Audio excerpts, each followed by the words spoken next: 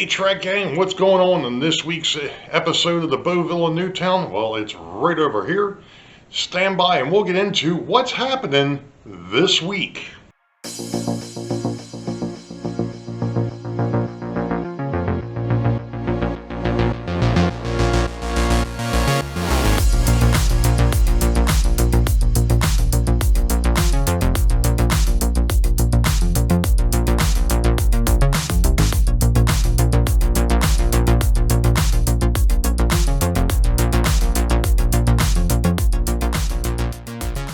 Let's try this again. Well, hello Track Gang and welcome to episode 9 for 2024. Happens to be March the 21st. Yeah, I'm recording this and I'm going to be uploading it. There's a reason, and that's the fact that it has been a busy week. I'm not going to go into that, but next week, just to put it out there now, there may not be a video next week. I'm going to be working overnight Monday into Tuesday, and again Tuesday into Wednesday. So I doubt that I'm going to have time to put something together. We'll see what happens, but more than likely there won't be one next week. Anyway, we're back over here at Weichert Hill. Still, I know, it's getting to be old hot here. But I decided that I was going to stick with the thicker foam core over here. Just because of aesthetics, it just looked better. So what I've done is I've actually put down some layout lines, and I'll explain that. I'll take this over to the bench and I'll explain what I did.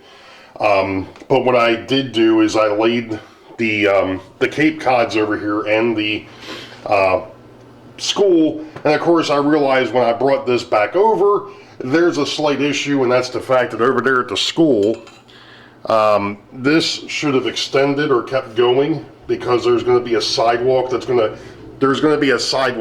cross over. Sounds kind of odd, but that's what's going to happen, because the school and the church are going to share a parking lot, which will be part of the backdrop. So in reality, this sidewalk should have continued all the way around the school, not just on this side. So I'm going to have to do some finagling over there.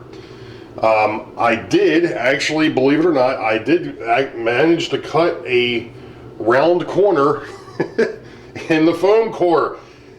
Don't ask me how I managed to get that one spot to work, but I did. That's because this will be a road that will be out in front here, obviously. Now, one thing that was a little concerning, and it still is a little concerning, is the fact that there isn't a whole lot of room here to put the roadway, 2 lanes of road, the sidewalk, and then have any type of a front yard for these houses. It kind of sucks, but it's just the depth of the seam. I could go ahead and cut the buildings in half and mount them to the backdrop, and that would give me plenty of room in the front. I don't see the need to do that. This is supposed to be a slow speed run through here.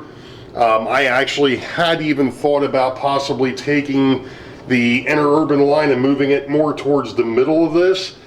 The thing is that's not really going to garner me anything, because it's only going to give me maybe 1/8 of an inch at most. It's not even enough to even worry about. So I've given up on that idea. We're just going to go ahead and run with the way it is. So the road will be out in front. The sidewalk will stop over here. There'll be, this is going to become forest area, and I know that that's not on camera. This will all be forest type area, and then it'll go to the bridge, and then on the other side there'll be another forest type area before you get into where the ranchers are on the opposite side. Now, I'm not sure if it did show up on camera, but this is what I was told about. This will be a forest area here in front of behind the road before the bridge. I did run into one other problem with doing this way, and that is the fact that if I were to use the wedges that I had talked about putting up underneath the interurban, that would have been fine, no big deal. With using the sticker foam core back here though, the tracks end up being below the road, which isn't necessarily what I wanted. So, since I still have some of this left over, what I'm thinking about doing, at least on this side, I haven't decided what I'm going to do on the other side yet. We're not there. We're dealing with this side right now, and then we'll deal with the other side. I'm thinking we're just going to go ahead and lay the track bit up underneath of this, just like I did on the main lines, and let it run with that. In theory and prototype, normally there wasn't any type of really road bed underneath of an interurban to speak of. But for what I'm doing here, that's what we're going to end up with. Now, one of the other things that somebody I'm sure is going to ask, if they haven't asked themselves already or hasn't really put into these videos, you've got a sheer cliff here, Ray. What are you doing with this? There is a scenery technique that I saw years ago that's called Edge of the Forest. And what I'm planning on doing is literally recreating something very similar to that out in front here. And it will actually be above the tracks. So in theory, unless you're looking over top of this, you're probably not even going to notice the way that I did this. Of course, you're going to see it now because you're seeing me build it. But once it's done, you're never going to see really what's back there anyway.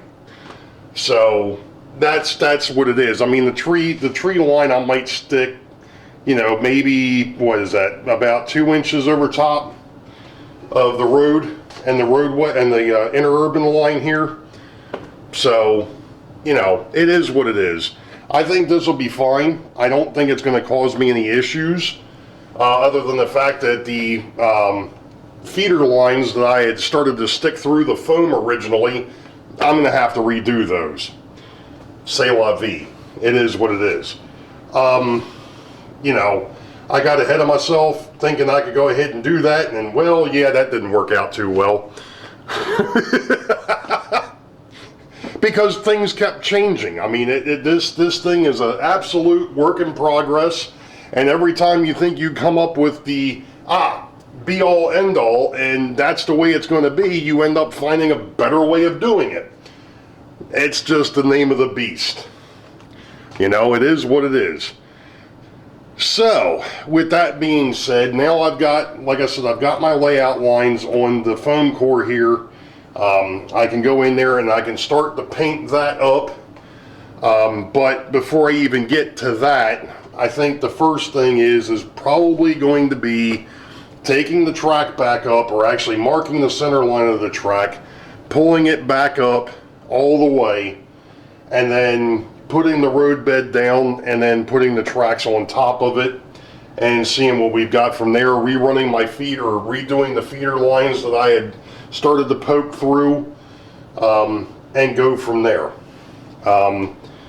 What I'm probably going to end up doing, though, so that I know approximately where they were, is I'm just going to make myself some marks outside of where they are, so that way I hit close to where I was, because there's bracing and everything else up underneath of here, and you really can't drill from underneath because there ain't a whole lot of room, so you got to go from the top down. So, and it'll probably be better this way anyway, to go ahead and redo those, drop those feeder lines. Like I said, I never even put the bus line in underneath of there yet anyway, so it's not a huge loss. It was basically just trying to give myself an idea. That's what I do. I give myself ideas and I change them 10 times before I finally settle on something. Isn't that the way it works? Like I said, visualize. And I have a heck of a time doing that. That's one of the reasons why scenery is just not my forte. You know, electrical the DC wiring, not a problem. Laying track, not a problem. Scenery, well, you know how long it took me to put the daggone dam together, and that's still not done. It's close, but it needs to be detailed, and I'm not worried about that right now. The darn thing's in. I can worry about details when I actually get to the point of detailing stuff. So let's go ahead and stop here for a minute. I'll take this piece of foam core back over to the table, and I'll show you a couple of things that I did do with this. So give me a minute and we'll be back. Okay, you know the old saying, necessity is the mother of invention, right? Well, I wanted to make corners. I didn't want it to be straight. So what I ended up doing for this particular corner over here is I actually used the upside down measuring cup, and it made a line, and like I said, I don't know how I managed to do it, but I ended up getting a nice rounded corner. Now for the sidewalks, which you can't see either, but I ended up using the base of the glue stick to make those corners. I think I did something very similar when I put together Union Station when I was working on those sidewalks, but that's over there, this is over here. These sidewalks are nowhere near as wide. Two reasons. One, I'm trying to create depth. This is supposed to be further away than what the Union Station's supposed to be. That's supposed to be up close and, you know, I hate to say the word up close and personal, but it's closer to where you are than what these houses are supposed to be. Even though that depth is only 15 inches, I'm trying to create forced perspective here. So these houses are obviously smaller, the sidewalks are going to be a little bit smaller, the roadway is a little bit smaller than what it is over on the other side in downtown Boeville. Like I said, you're trying to force perspective. Now, one of the odd things here is the fact that when I got to this angled section here, this became a bit of a problem. And that is the fact that, you know, trying to keep the absolute width that I wanted and so on and so forth. I had originally tried to use that and just trying to line things up. Well, yeah, that didn't work for anything, so that got scrapped. And, you know, now it's just an angled piece here, and then, of course, the actual bridge pieces will end up over here. So that's that. You know, like I said, that, you know, and everybody that commented on the last video was the same way. It's like, you know, it's all trial and error, and there's a lot more. Why does that seem so bright? No, it wasn't bright. Okay.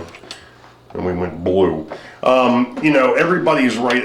A lot of times with these things, especially when you're doing stuff like I'm doing, which is not part of any type of book. You know, I'm doing everything off the cuff, you know, and,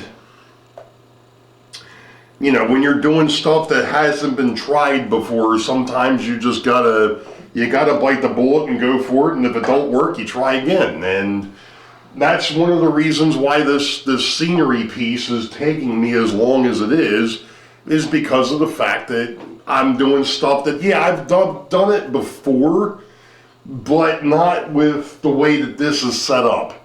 And it's making things a little bit more unique. It's not like I said, it's not a huge thing, but it is what it is. But beyond that, I mean, this is, you know, I want to get some stuff done because I want to stop messing with this, and I actually want to start running trains again. But I know if I start running trains again, then I'm not going to get anything done because I'm going to just want to run the trains. But hey, sometimes you're just going to take a step back and relax and go from there. But anyway, just a quick reminder that this Sunday, Sidetrack Sunday, 8 p.m. U.S. Eastern, will be on my channel. I have no idea what I'm doing, and I'm still trying to figure out how to follow up to Rick's show last week. You are nuts. But then again, I knew that, and that's what makes this so much fun. That's the reason why we do this. And it's one of the things that I've always said about my Sidetrack Sundays. I'll pick a topic, but we may only talk about it for 15 minutes. The other 45 is going off whatever's happening in chat. So, you know, we'll go from there. I have a thought as to what I might pull off, but you'll have to wait and see what that looks like when it comes up on the thumbnail when I put that together. But other than that, I'm going to go ahead and do some more work on this. And yeah, of course, you've seen me lay track and lay the road bed before. I'm not going to go back into that and revisit that whole mess. That's kind of pointless. That's not really worth going ahead and doing. So, you know, if nothing else, I'll put a link somewhere to when I laid the main lines, and we'll go from there. So, you all know the deal. Wait for the highball. Green tracks ahead. We'll catch you all next time. Be safe. God bless. We will see you.